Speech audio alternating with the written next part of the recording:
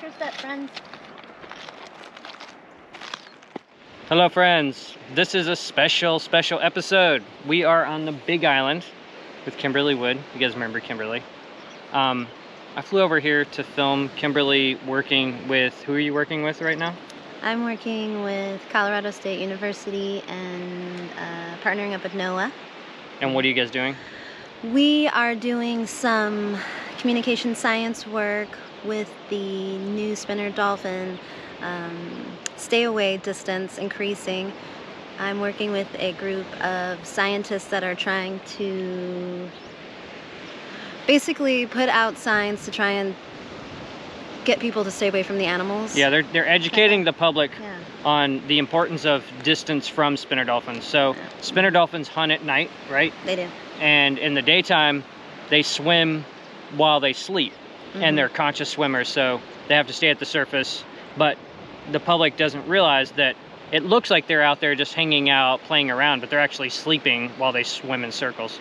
So you guys are educating the public on the importance of keeping distance and letting them get rest and not be fatigued. Right? Yeah, I mean, and also so my job is to basically watch how that education isn't impacting their behavior. Right. Essentially. Yeah. Because we have signs out from NOAA, legally looking signs that people are just seemingly walking right past and not reading. So this research is looking at maybe like a different tactic, essentially. Cool. Awesome. And we'll get more into that as we interview Kimberly and different members of the team. And so now we're at what site are we at right now? We are at our southernmost site, Ho'okena Bay, Ho'okena Beach.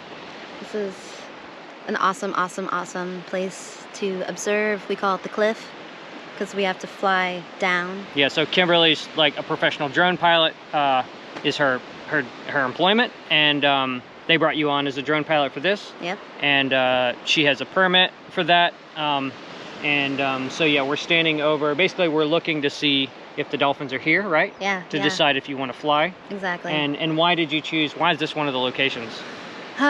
We looked at, well, I should say the lead of the project, Dr. Abrams, looked at all the different sites where spinners are often seen resting during the day, and this is one of the most common sites. And if you don't know about spinner dolphins, so spinner dolphins are regional, right? So they have areas, they don't cruise all over the place. They stay localized, is this correct? Well, there's not as much known about them, unfortunately, as we should know, but what we're pretty certain on is each island-ish has their own pod, and they come into certain bays in the day, like you mentioned, to rest, depending on where they fed at night. Oh, okay. So if they fed offshore here, they'll come inshore here. If there were bait fish like in one region, then they're like, okay, this is the place we know to rest during the day. Okay, yeah, cool. Exactly. Awesome. Okay, so let's take a look at the bay and see, and go from there. Cool.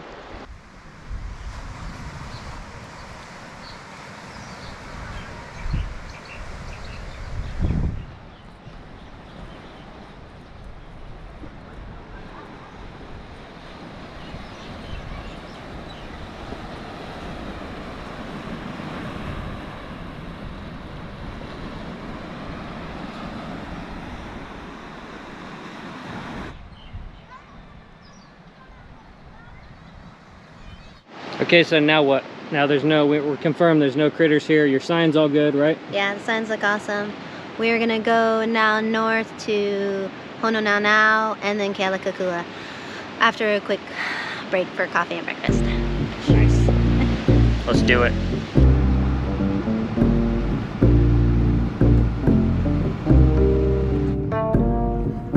Is this a state park?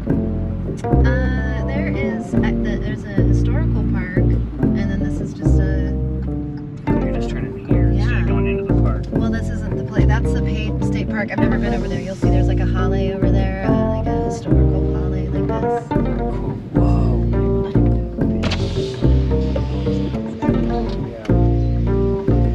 So the canoe club here at Hononaunau has given us permission to fly from their property, which is so awesome. I'll show you just now. This area here, I'll see if we can pull over, but this area here is like depending on who you talk to, they call it the vortex, or just off here. These guys are scuba diving, but you can see where it starts to get dark blue. Is this the hole you've been showing me images of? Yeah. Oh shit. We might have dolphins. Something's happening, sparkling out there. Not super far. So it goes shallow and amazingly beautiful, like Finding Nemo, all along these rocks, and then it drops slowly but steeply to about 300 feet is what I've been told. I haven't swam over it because of the monsters. But this is a really popular place. I thought I saw something sparkle on the surface here.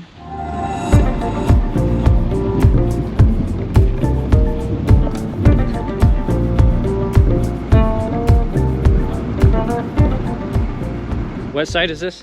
This is Kealakekua. This is my favorite site. They're all my favorites, by the way. And then here's a heiau. This is heiau. Oh yeah, let's check this out.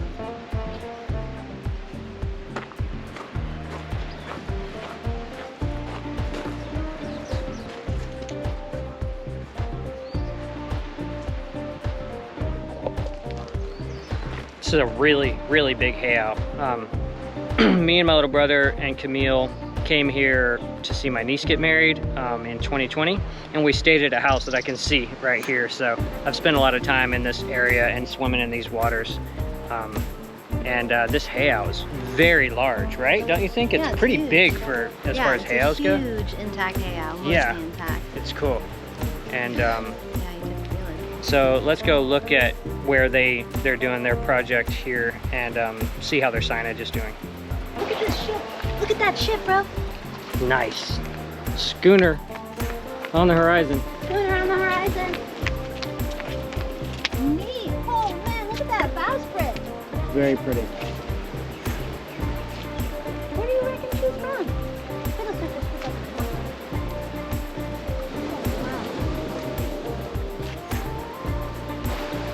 I don't know if you can see it, but there is a white monument on the other side of the bay.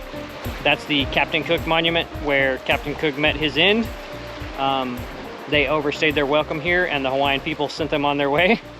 And that's where he was brained and dispatched. So far, I see a lot of humans. That's all. But this site is rad because this is where we have, I don't know if you can see that cave there. It's like a bit It's actually really shallow, but you can see, I don't know if you'll be able to pick it up, but there are white-tailed traffic birds already starting to come out. And it's like, oh, hi. It's like 9 o'clock, which is every morning we film here, that's when those birds seem to make their appearance. And they've been very interesting with drone flying. And you think they're nesting over there? I know they are, yeah. Okay. We reached out to a few local birders, and this is where they nest. I made sure to ask if they are breeding. I really did not want to make any birds upset or any animal upset. They breed all year round. These are white-tailed traffic birds. They're found throughout the tropics. Cool. And we'll get footage of them interacting with you, I'm sure, at some point. It's the craziest thing.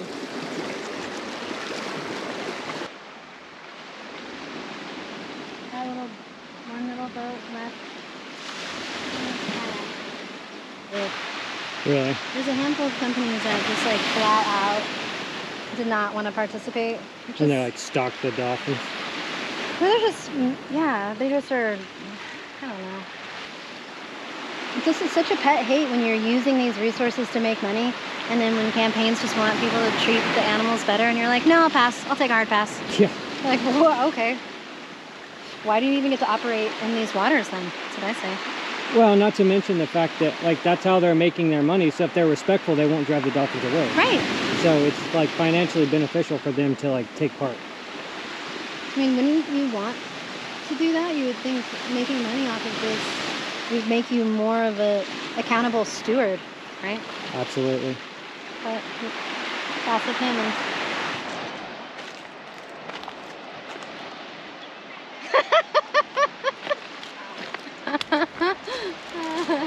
So clear.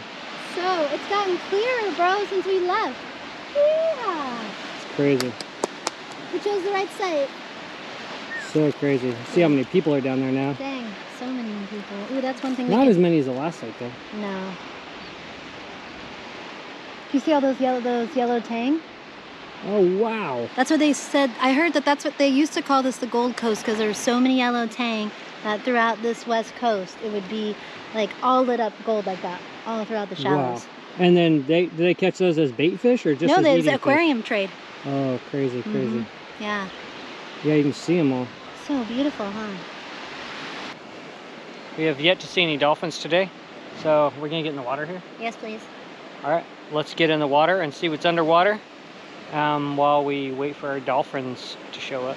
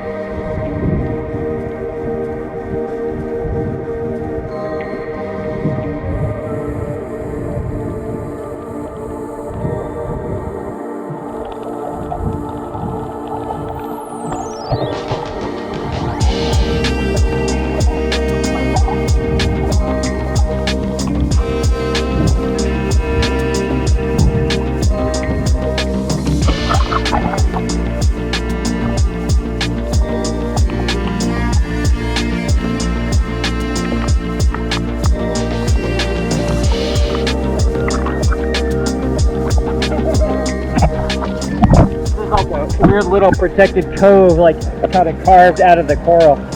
It's very cold too. The water's way colder in here. It's very weird. Now we got to get back out.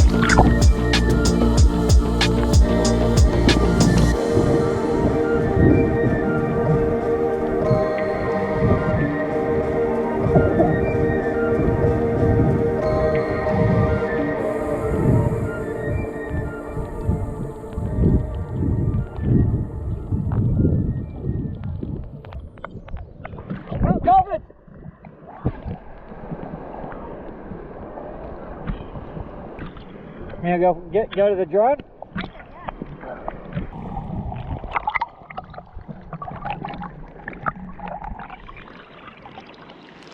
The morning of day 2, and we're looking for dolphins. We're back at the first spot, which is Hohokina. Yeah.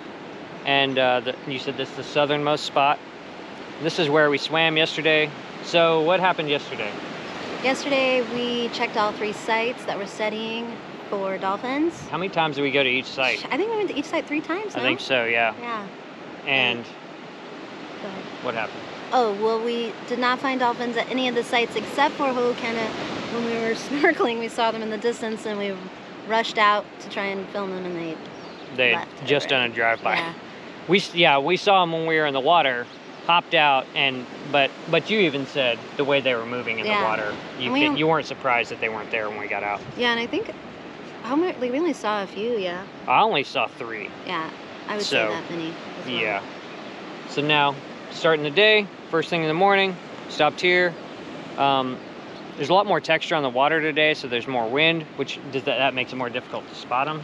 It does, yeah. It's not too windy, but definitely different than yesterday conditions. And there's a lot of fishing boats out, which tells us there's probably a big pot of fish. And what were you saying about that's a good way to spot pilot whales? Well, sometimes the fishermen here will see dolphins and whales, like pilot whales and spotted dolphins, and fish through them. So sometimes if you look, you can unfortunately see some of those larger animals. Like mixed in. I know in at least Southern California, you can generally find dolphins by spotting birds. Yeah. So if you see big groups of birds sitting over the ocean, I would always go towards that if I wanted to check out dolphins, because there's almost always dolphins where there's birds. Yeah. Awesome. So now what's the step? Now we go to the next site.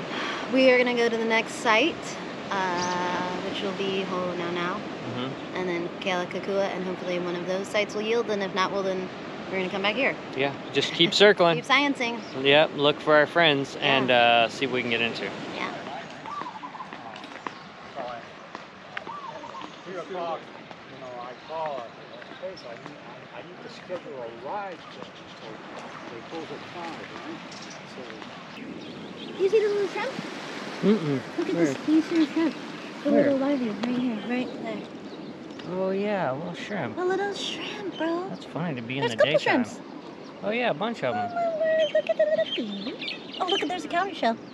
That's a dead one. Yeah. Oh, there's a bunch of shrimp. Oh my god, it's alive, bro. It's moving. Look That at little- all those shrimp. Oh my goodness. Did you see the cowrie that's alive? It's moving. It's moving? Yeah. It just was moving. Holy mother of Yeah, there's shrimp. a lot of shrimp. Shucks, It's you funny, should've they're thought hard you to were see underwater. at first.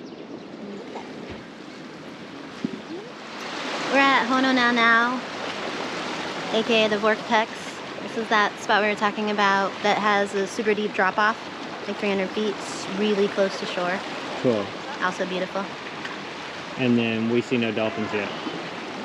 We see no dolphins here. It's true. So we'll look at Kealakekua next. Lots of people in the water here though. We heard that pre-shutdown that these rocks would have like 1,000 people That on is busy days. completely insane. Can you believe that? But you said there's a lot of life underwater here, so it's not necessarily it wasn't affected too bad, or maybe it bounced back after COVID. I don't reckon that it really got damaged I mean, maybe a little bit because of sunscreen, but wait till you see it. It's amazing. The coral here is beyond imagination. And so now we're gonna head out to where? We're gonna go to Kealakekua to see if the dolphins are there, and then start all over again if they're not. And then repeat. Yeah, science.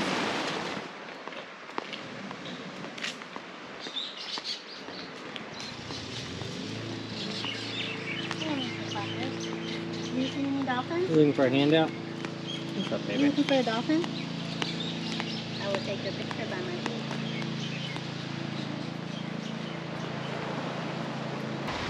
I think at that same place we were looking at. You think those kayaks are looking at them? Yeah, there's like an outrigger. You see those yellow Yeah, yeah. and then there's Oh a yeah, blue they're sitting outrigger? still, huh? Yeah. That man in the red looks like the guide and the outrigger, and he's looking in exactly where you're talking about. Yeah, and that's where we thought we saw. Yeah. Dang, that sea state change makes it so hard to see, huh? Yeah, so the wind is coming up now, and so the surface looks like about, 5 to 7 knots is what it looks like to me, just from the surface texture. The white caps start happening around 10 knots, so we're just getting little bitty white caps every once in a while, but not constant, which makes it very hard to spot dolphins. Very nice.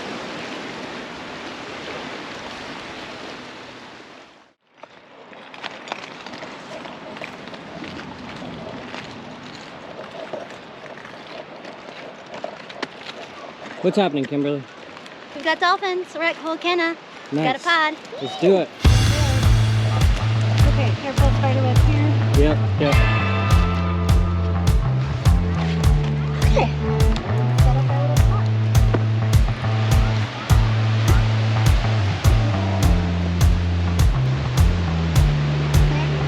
Clear.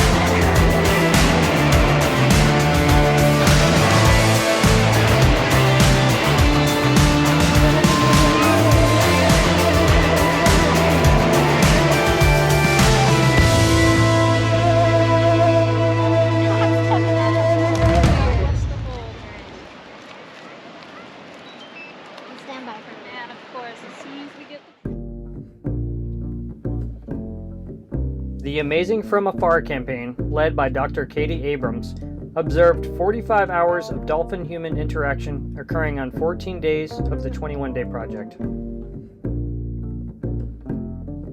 Observations were made at the 3 resting bays, Kealakekua, Ho'onaunau, and Ho'okena, all of which are located on the west side of Hawaii Island. To find out more about the campaign and to see how you can get involved, please visit amazingfromafar.org. I want to thank the Amazing From Afar team for everything you've done. Make sure you subscribe to the channel so you don't miss a special bonus episode where the Amazing From Afar team is taught net making by Kapuna Chuk, a master net maker. And we sit down with him to hear his stories of a life spent fishing around the waters of the Hawaiian Islands. Because I think, down here, a lot of the fishermen, I see these young fishermen starting to fish, and they only know one type of fishing. Mm-hmm. But when I started to learn, my dad taught me 18 different types of fishing. So that way, when this season finished, we jump into our next season. Mm-hmm. Like today, the fishermen today know 1 or 2 types of fishing, but when that seasons are over, they have to go back and look for land jobs. They don't know how to do this different fishing. But that's why my dad taught me everything. And since I was dedicating my life to it, I said, I might as well learn everything I can learn in the ocean, Mm-hmm. doing all that type of fishing.